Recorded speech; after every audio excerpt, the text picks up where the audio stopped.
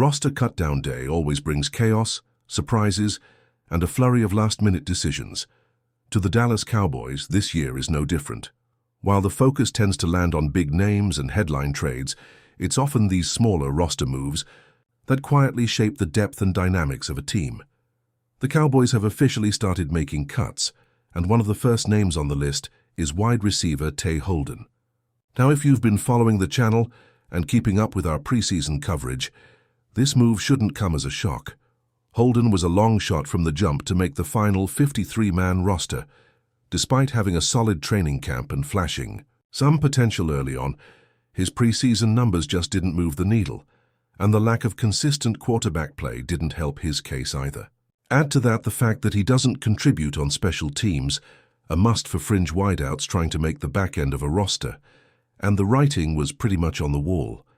It's worth noting that Holden had a minimal guarantee on his contract, which usually signals a player's expendability.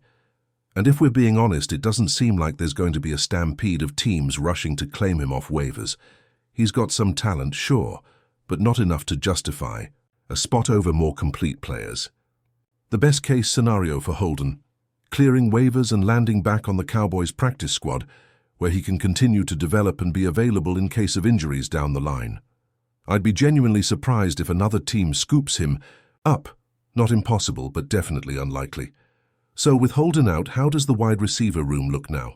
You've got your core locked in. CeeDee Lamb, George Pickens, and Jalen Tolbert all safe. No surprises there.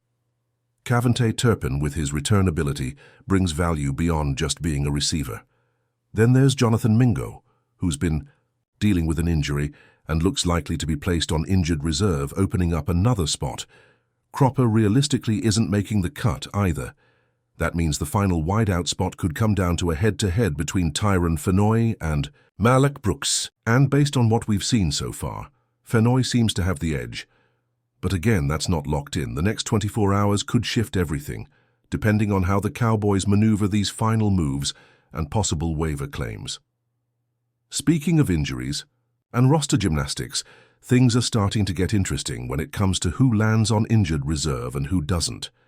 We reported previously that defensive lineman Phil Maffa was going to be placed on IR with the idea of returning later this season, but that plan might be changing. According to recent updates, the Cowboys appear set to use their two designated to return IR slots on wide receiver Jonathan Mingo and edge rusher Peyton Turner.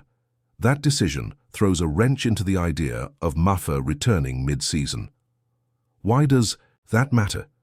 Because under league rules, only two players can initially go on IR after being carried on the 53-man roster and still be designated to return. Anyone else put on IR after final cuts either stays there for the year or requires a different roster strategy to be brought back. That means, unless Dallas wants to shut Maffa down for the entire year, which doesn't appear to be their plan, they'll have to get creative. And let's be real, this front office is no stranger to what we call roster gymnastics. Here's how it typically works. You carry an injured player like Maffa on the initial 53-man roster for one day, then place him on IR to keep the option open for a return. To do that, you have to temporarily cut a few veterans, guys who aren't subject to waivers, then re-sign them the next day once the IR moves are made. This tactic requires a delicate balance, and the Cowboys have gotten pretty good at it over the years. So who are the likely candidates to get temporarily released to make all this happen? C.J. Goodwin could be one, a core special teams player, but someone who could be cut and re-signed without much risk of losing him. Offensive lineman Sadie Charles is another option. He's been battling injuries and might not be a lock for the final roster anyway. Defensive end Hakeem Adeniji and quarterback Will Grier are two more names to watch. Grier in particular is interesting because while he has experience, he's probably not in the quarterback room plans long-term, with Dak locked in and the backup roles fairly set. None of these players were absolute locks to make the team, so they're logical choices if the Cowboys need to juggle roster spots temporarily. There's also a financial angle to consider. The Cowboys re-signed both their punter and long snapper this offseason, and cutting either of them now would actually cost more against the cap than keeping them. That makes them non-options for this kind of maneuvering. So Dallas has to look elsewhere for those placeholder cuts. Meanwhile, other roster news is coming in fast. Tight end Raldo Farweather has also been released. Again, not a total shocker, but it's another piece of the puzzle as the Cowboys trim things down to the league-mandated 53 players. Farweather showed some flashes, but the tight end room is already stacked, and he wasn't able to separate himself enough to make the cut. It's entirely possible he ends up on the practice squad, depending on how things shake out in the next few days. Now, let's address a rumor that's been making the rounds. Should the Cowboys take a flyer on Shiloh Sanders, who was recently waived by the Buccaneers? It's a fair question, especially given the name recognition. But if we're being honest, and I mean no disrespect here, Shiloh isn't someone who moves the needle as a professional prospect. He recorded 4 tackles in the preseason and missed 3, which is just not going to cut it at the NFL level. If his last name wasn't Sanders, I doubt we'd even be having this conversation. If Dallas wants to stash him on a practice squad, fine. It's a low-risk move, and at that level, pretty inconsequential. But there's absolutely no reason to give him a spot on the active roster. The Cowboys already have at least 5 safeties better than Sanders, including promising young players like Elijah Clark. Adding guys like Israel Mukwamu and even Mike Smith, and you start to see how deep the room already is. Shiloh simply doesn't bring enough to the table, especially on special teams, to warrant serious consideration. Another player who is worth discussing is Arik Estime. Now, this is a name that might be flying under the radar, but he could actually be a decent pickup if the Cowboys want to add more power to their backfield. Estime was a day 3 pick out of Notre Dame and had a solid, though not spectacular, rookie year with the Denver Broncos. He averaged just over 4 yards per carry and showed flashes of that bruising downhill style you like to see in a power back. But there are concerns. Estime offers almost nothing on third downs. He caught just 5 passes all season, which is almost unheard of in today's NFL. It's clear the Broncos didn't trust him in pass protection or as a receiver, which makes him a one-dimensional player, not ideal. You also have to wonder if you're just duplicating what you already have with Phil Mafah, who's built similarly and offers that same downhill style without much in the way of receiving skills. Across the league, other names are hitting the waiver wire. And while most won't be game changers, a few stand out. Cam Akers being released by the Saints definitely raises eyebrows. He's had flashes of brilliance, but also comes with injury concerns and inconsistency. I wouldn't expect Dallas to jump on him, but it's worth watching. Defensive tackle DeMarvin Leal, cut by the Steelers, is another interesting one. He hasn't made a huge impact yet, but there's potential if he finds the right scheme fit. Elijah Chapman from the Giants is a name that might actually be worth real consideration. He's a bigger-bodied run-stopper who showed some promise, and with the Cowboys looking to fortify their interior defensive line, he could be a sneaky addition. Then there's Hendon Hooker, let go by the Lions. It just didn't work out. That Tennessee offense he came from doesn't always translate well to the pros, a lot of quick reads and wide-open throws, and Hooker never found his rhythm in Detroit. Not someone I see Dallas pursuing, but worth mentioning because fans are always curious when a quarterback becomes available. And finally, there's Desmond Watson, the massive defensive lineman out of Florida. Physically, he's one of the most unique prospects out there. But the issue is the same as it was in college. He's simply too big to be effective at the pro level. If he can get his weight under control, maybe there's a role for him somewhere down the line. But as of right now, he's not a realistic option for Dallas, either on the 53 or the practice squad. So the big question as we wait for the dust to settle, will the Cowboys make any waiver claims? There are definitely names out there, but none that scream must add. It's going to come down to how Dallas evaluates their depth, how confident they feel in guys returning from injuries, and whether they think someone else's cut is better than what they've got in-house. That's always a gamble, but sometimes it pays off. As the waiver period continues and final roster decisions are being made across the league, the Cowboys find themselves in a very strategic position, not desperate, but definitely active behind the scenes. This is the time when front offices earn their money, when the game becomes just as much about savvy roster construction as it is about play calling or scheme.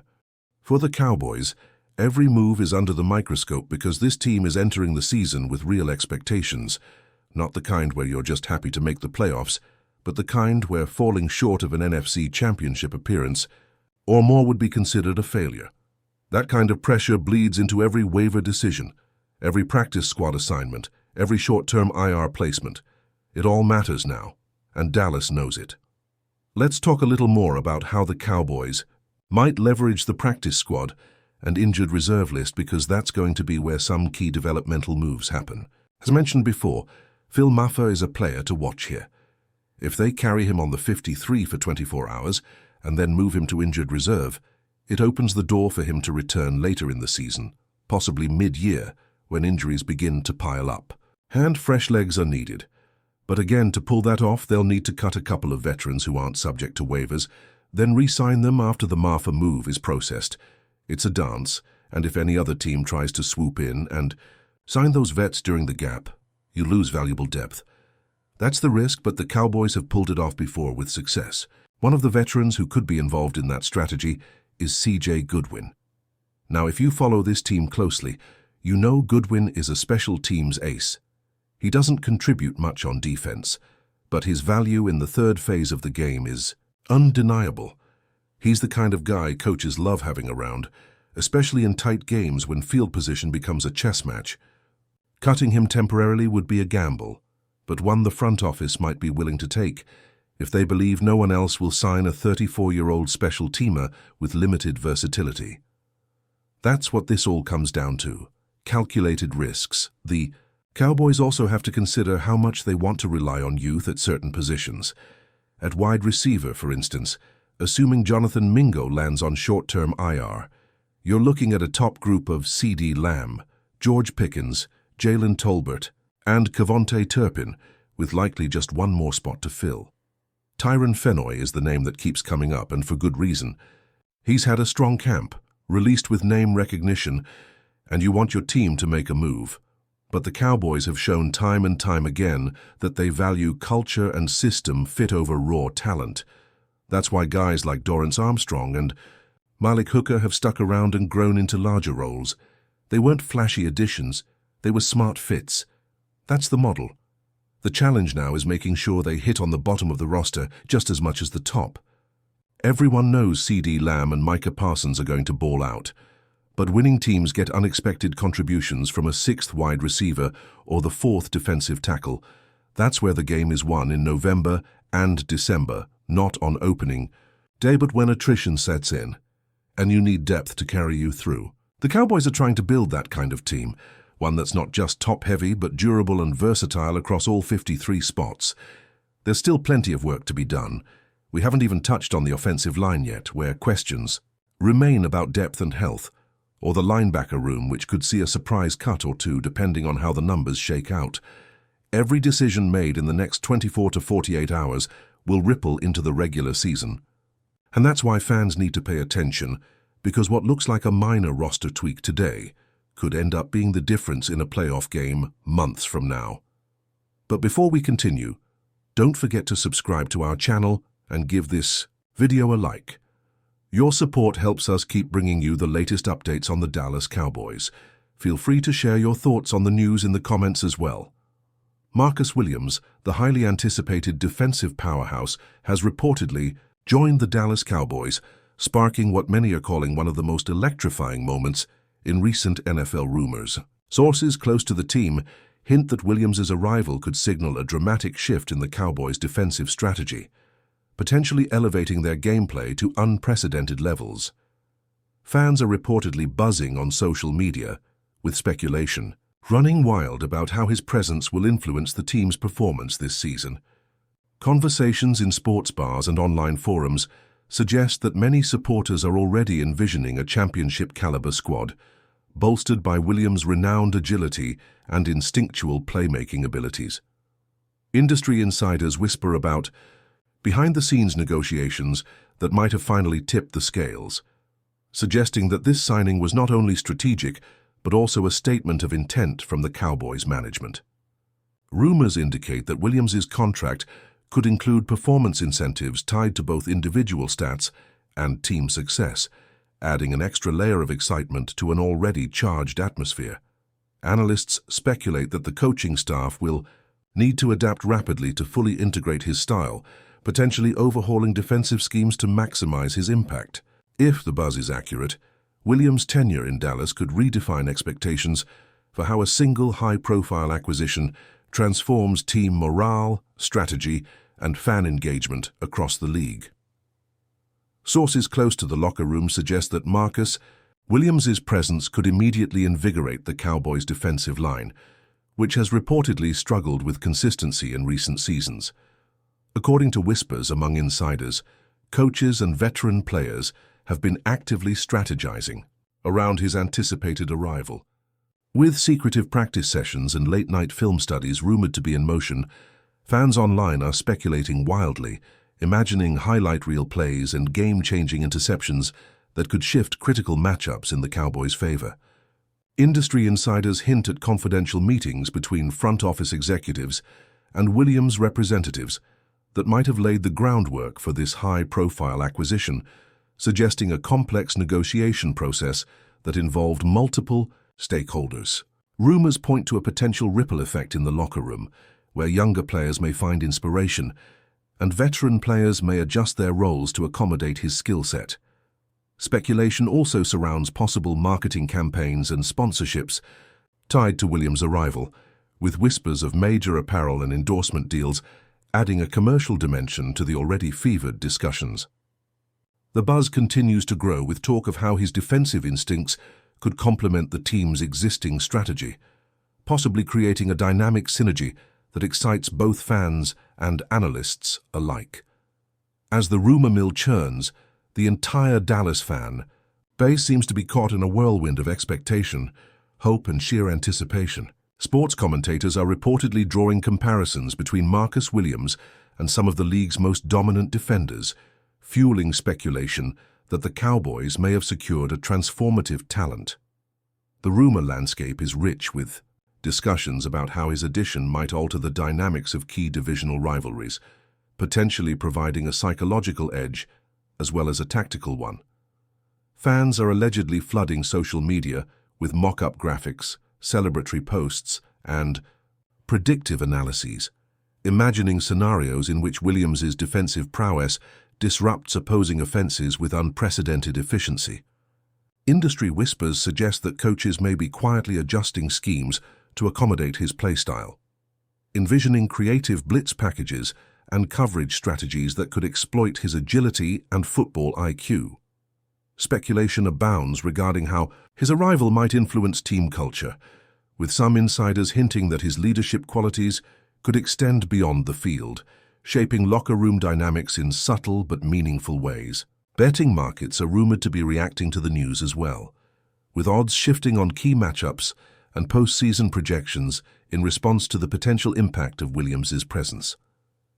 Analysts continue to debate whether his addition could spark a defensive renaissance, one that not only solidifies the Cowboys' standing in the league, but also elevates the narrative of the franchise as a destination for top-tier talent. Enthusiasm appears to be mounting as fans and insiders alike attempt to envision the possibilities this high-profile acquisition represents. Rumors suggest that Marcus Williams' arrival has already created a ripple effect across the NFL, with rival teams reportedly adjusting their strategies in anticipation of his impact.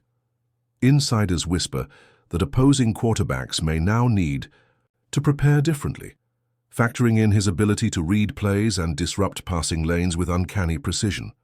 Fans allegedly can't stop speculating about the synergy he could develop with key defensive teammates, potentially creating a formidable wall that could frustrate even the most high-powered offenses. Sources close to league analysts hint at private conversations in which coaches discuss contingency plans, emphasizing adjustments to schemes that could neutralize Williams' influence while simultaneously respecting his game-changing capabilities. The rumor mill also entertains the possibility of marquee moments that could redefine matchups against historic rivals, particularly in nationally televised games that showcase his potential.